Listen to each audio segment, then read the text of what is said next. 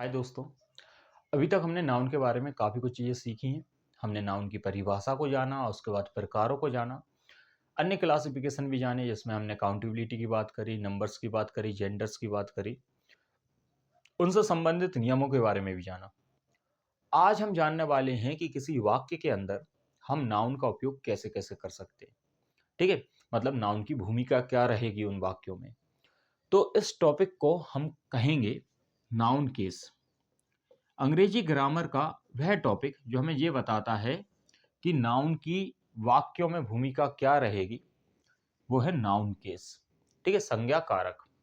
English grammar में जो noun case होते हैं वो तीन हैं। एक तो है nominative nominative case.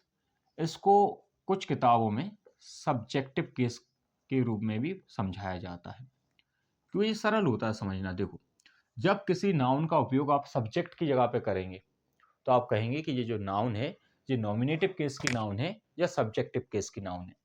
For example, हमने लिखा Ravi eats a mango. Ravi आम खाता है।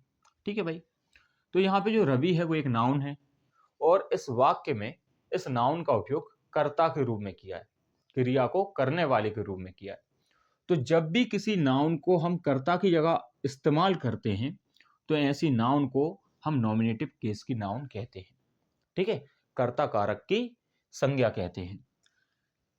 अब दूसरा एक केस है जिसको हम कहते हैं एक्यूसेटिव केस,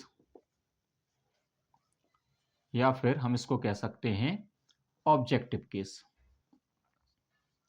तो एक्यूजेटिव केस या ऑब्जेक्टिव केस की जो संज्ञा होती है, अब आपको समझ में आ ही गया होगा।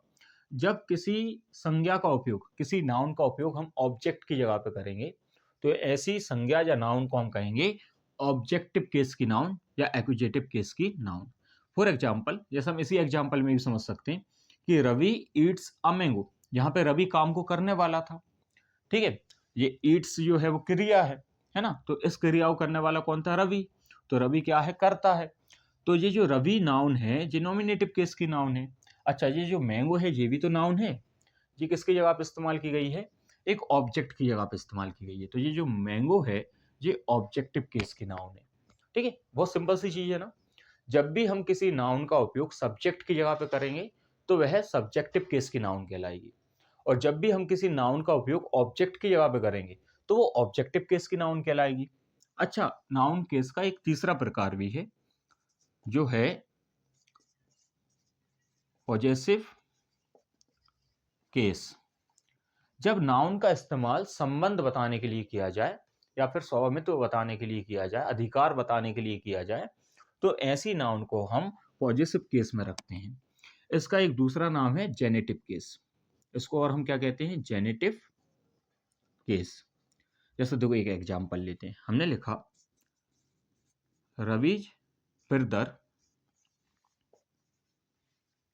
Is very honest.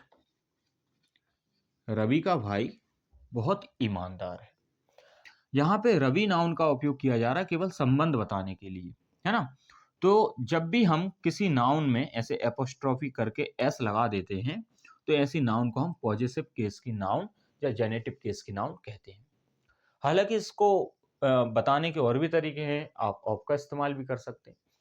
हाल फिलहाल के लिए आप इतना समझ लो, एक संज्ञा जो होती है उसका वाक्य में हम तीन प्रकार से इस्तेमाल कर सकते हैं। जब कर्ता की तरह इस्तेमाल करेंगे तो हम कहेंगे वो संज्ञा जो है वो नॉमिनेटिव केस की संज्ञा है या नाउन है। जब हम उसका उपयोग ऑब्जेक्ट की जगह पे करेंगे तो हम कहेंगे कि ये ऑब्जेक्टिव केस की नाउन है, और जब हम संबंध बताने के लिए करेंगे तो हम कहेंगे ये पॉजेसिव केस की नाउन है या जेनेटिव केस की नाउन है।